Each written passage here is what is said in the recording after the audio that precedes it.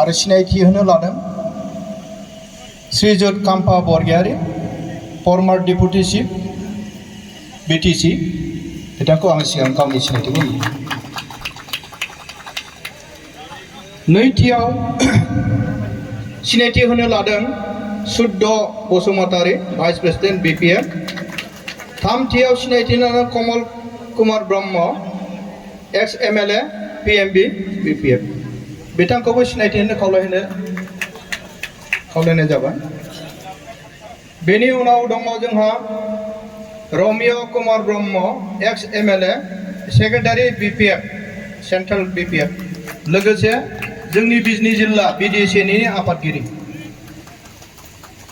बेनि उनाव दङ जोंहा बलराम ब्रह्म एक्स एम बिएचसि लोगोसे पिएमबि नि सोद्रोमा बिपिएफ। आरो जोंनि गेजेराव सफैबावनो हादों सन्तला बसुमतारी रिटायार्ड प्रिन्सिपाल पिएमबि नि मेम्बार। आरो जोंनि गेजेराव सफैनो हादों Bimal Basumatary retired north east LIC chief manager. बिथांखौबो गांसे आर'नाइजों सिनायनो खावलायनाय जाबाय। आरो जोंनि गेजेराव सफैनो हादों रमाकान्त बसुमतारी प्रेसिडेन्ट बिजनी जिल्ला बिपिएफ।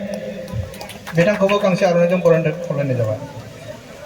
आरो जोंनि गेजेराव सफैनो हादों उमेश ब्रह्म सासे जोंनि फोरोंगिरि लावगामिनि हाई स्कुलनि आरो लोगोसे बिजनी डिस्ट्रिक्ट स्पर्ट्स एसोसिएशननि भाइस प्रेसिडेन्ट। बिथांखौबो गांसे आर'नाइजों बरायनो थाखाय खावलायनाय जाबाय। आरो जोंनि गेजेराव सफैनो हादों जोंनिनो आगुनि बिटिसिनि एमसिएलए सुभाष बसुमतारी। बिथांखौबो गांसे आर'नाइजों बरायनो थाखाय खावलायनाय जाबाय।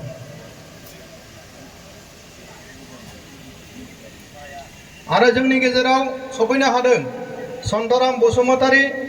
बिथाङा जोंनि बिडिसिनि गभर्निं बडिनि मेम्बार एफए आसाम फुटबल एसोसिएशननि मेम्बार आसाम बिथांखौबो बरायनो थाखाय खावलायनाय जाबाय। बिथाङा थुरिबारि ब्लक बिपिएफनिबो आफादगिरि।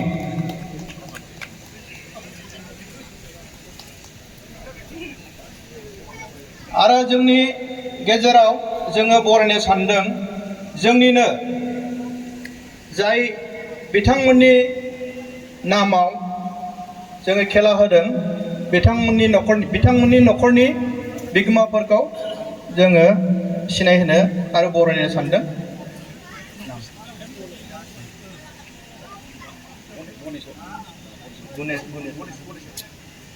सिगाङावनो सिनायथि होनो नागिरदों गणेश्वर बसुमतारी लेट राकेश बसुमतारी फिफा। बिथांखौ आरो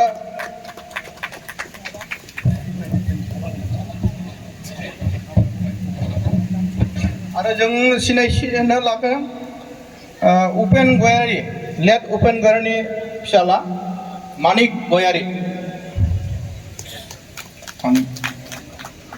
बिथांखौबो गांसे आर'नाइजों बरायनो थाखाय खावलायनाय जाबाय। आरो जोङो सिनाय होनो लाबावदों जोंनिनो रुंसारि पदराम बसुमतारी। बिथांनि अनजालि बिहि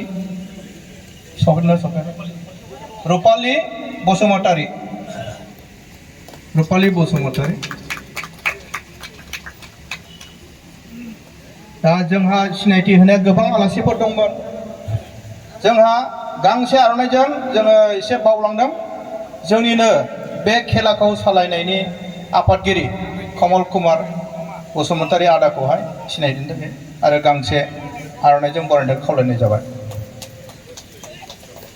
जोंनि आलासि बरायनाय आरो सिनायथि होनाया जोंना बेहायनो जोब्बाय। आरो बेनि गेजेराव जोंहा गोबां आलासि दंफैयो होननानै गाज्रि दामोनसै। गोबां जोंहा सेलनिबो सफैदों। बिथांमोनखौ साबायखर बावदों खिन्थु जोंहा समनि अभाब बेखायनो जों हाला टाइमा बेखिनियानोसै।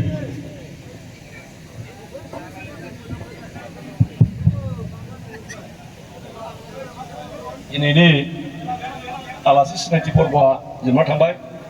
बिथां थानेस्वर नार्जारिखौ साबायखर बावनाय जाहैबाय। दा हाबाफारि बायदियै